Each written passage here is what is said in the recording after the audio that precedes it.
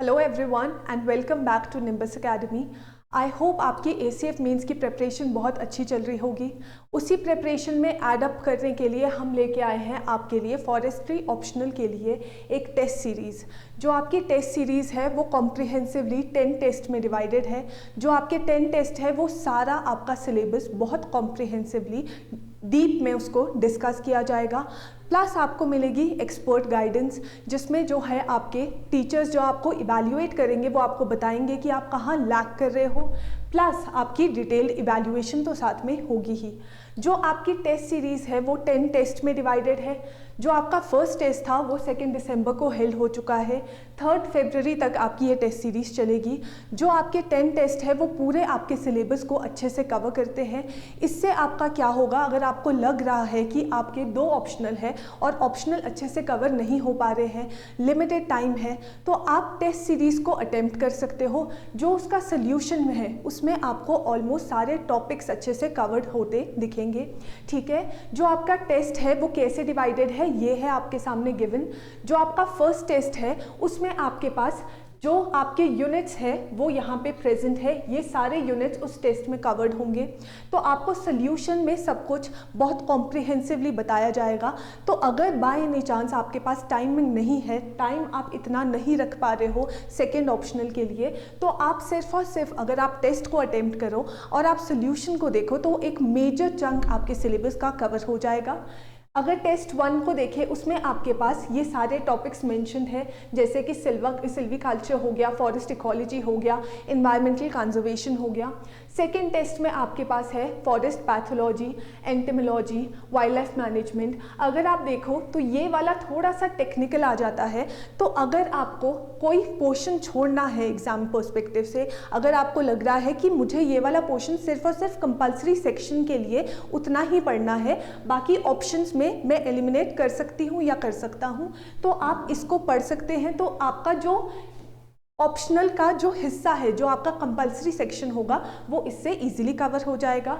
साथ में आप देख सकते हो टेस्ट 3 है, उसमें फॉरेस्ट प्रोटेक्शन है, वाटरशेड मैनेजमेंट है। जैसा आपका कमीशन का सिलेबस है उसी के हिसाब से टेस्ट आपको प्रोवाइडेड है। ठीक है, ये आपका पेपर 1 आ जाता है। पेपर 1 यूनिट 1 का टेस्ट सीरीज़ है। यूनिट 2 में आपके पास जैसे social, agro and farm forestry है, जॉइंट फॉरेस्ट मैनेजमेंट है, ठीक है, रिसोर्सेज यूटिलाइजेशन है। ये सब आपको बहुत अच्छे से कवर्ड मिलेगा। प्लस टेस्ट 5 और टेस्ट 6 में आपके पास पूरा सिलेबस जो है वो कवर हो जाएगा।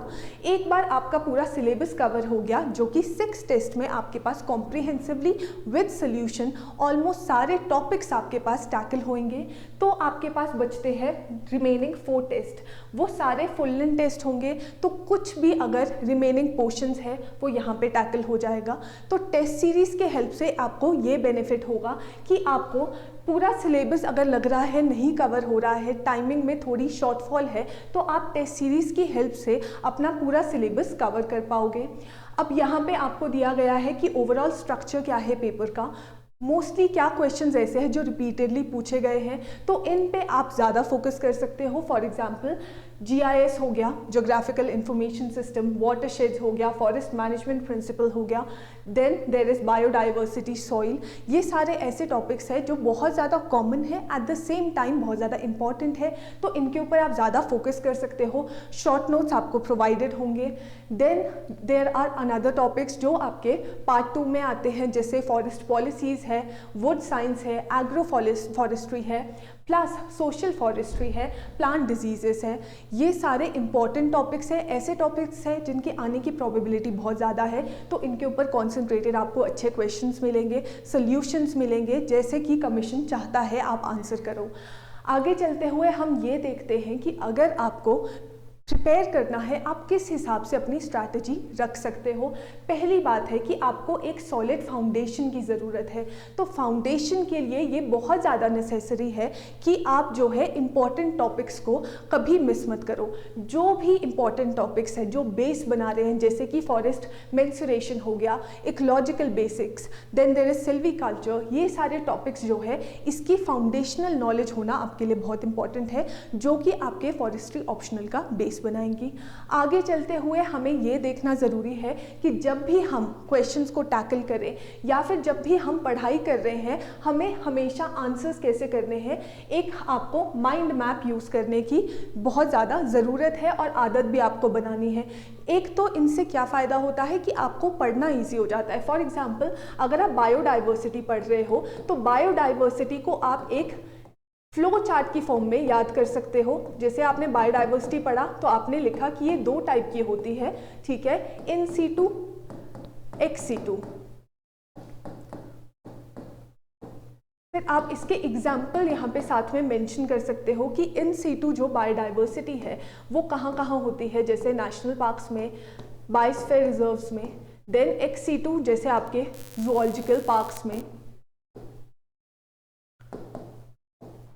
तो आप अगर इसको माइंड मैप के फॉर्म में लिखोगे तो आपके लिए इजी हो जाएगा पढ़ना और रिवाइज करना। At the very same time जो कमीशन है वो आपसे ये चाहता है कि जब आप आंसर करो वो आंसर्स आप लिमिटेड वर्ड्स में लिखो, लिमिटेड स्पेस में लिखो, ठीक है। तो उसके लिए जो ये माइंड मैप्स है ये आप डायरेक्टली वहाँ पे अगर लिखोगे तो आपका टाइम भी कंजर्व होगा और आपका जो पेपर है वो बोरिंग भी नहीं लगेगा, एग्जामिनर का ज़्यादा कॉन्सेंट्रेशन वहाँ पे रहेगा। तो आप माइंड मैप्स का ज़्यादा यूज़ कर सकते हो। जैसे डिजीज मैनेजमेंट साइकिल है तो आप उसमें एक सर्कुलर वे में साइकिल को प्रेजेंट कर सकते हो, ठीक है। तो वैसे ही हम हर एक चीज़ का एक माइंड मैप बना सकते हैं। थर्डली हमारे पास आता है कि हमें जो है कंपैरिजन के लिए हमेशा टेबल्स बनाने की ज़रूरत है। जैसे हार्डवुड वर्सेस सॉफ्टवुड जो ट्रीज़ है उनके बीच कंपैरिजन क्या हो सकता है, तो हमें टेबल के फॉर्म में उनको लिखना है। जो आपकी टेस्ट सीरीज़ है जिसमें जो क्वेश्चंस आएंगे अगर वो कंपैरिजन बेस्ड है तो वो मेजरली इसी बेसिस पे आपको प्रेजेंट किए जाएंगे।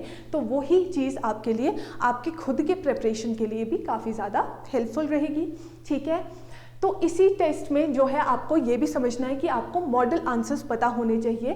कुछ ऐसे टॉपिक्स हैं जो बहुत ज़्यादा बार पूछे जाते हैं तो उनके लिए मॉडल आंसर्स होने चाहिए। ये टॉपिक्स आपकी टेस्ट सीरीज़ में भी अच्छे से कवर्ड होंगे तो आपको डायरेक्टली मॉडल आंसर्स उनके लिए वहीं से मिल जाएंगे। जैसे सोशल फॉरेस्ट्री हो गया, फॉरेस्ट पॉलिसी, प्लांट डिजीजेस, ये सब आपको आपके टेस्ट सीरीज़ में मिल जाएगा। तो मॉडल आंसर्स आपको प्रिपेयर करने की भी ज़रूरत नहीं है।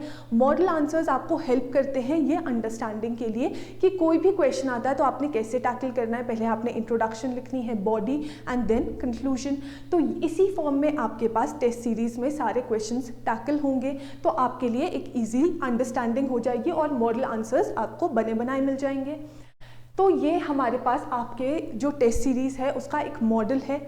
तो जो टेस्ट सीरीज़ है जैसे आपसे क्वेश्चन कमीशन पूछता है उसी फॉर्म में आपके पास क्वेश्चंस यहाँ पूछे गए हैं। फर्स्ट क्वेश्चन जो है आपके पास कंपलसरी होता है, ठीक है, जो आपके पास यहाँ पे मेंशन्ड है। सेकंड क्वेश्चंस के बाद आपकी जो है ऑप्शंस शुरू हो जाते हैं तो आप ऑप्शंस के साथ अपने जो क्वेश्चंस है आंसर्स है उसको आप अकॉर्डिंगली लिख सकते हो। फिफ्थ क्वेश्चन अगेन पार्ट 2 का कंपलसरी होता है, फिर आपके पास ऑप्शंस आते हैं।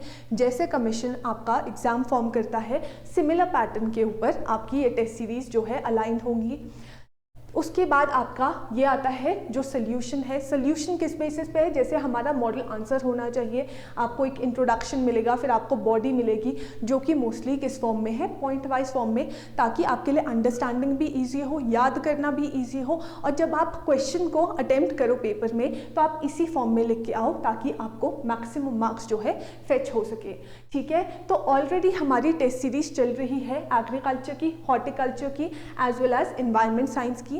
इसमें एडिशन हो चुका है फॉरेस्ट्री ऑप्शनल के लिए भी।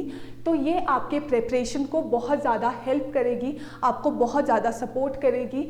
ये ऑप्शनल की जो टेस्ट सीरीज़ है ये शुरू हो चुकी है, ठीक है। फरवरी तक आपके पास ऑप्शन है, जो आपने पुराने टेस्ट मिस कर लिए हैं वो आप साथ में दे सकते हो, ठीक है। तो ये टेस्ट सीरीज़ आई होप आपकी जो प्रिपरेशन है उसमें बहुत ज़्यादा वैल्यू एडिशन दे और आपकी बहुत ज़्यादा हेल्प करे। This was it for today and all the best for your exam. Thank you so much.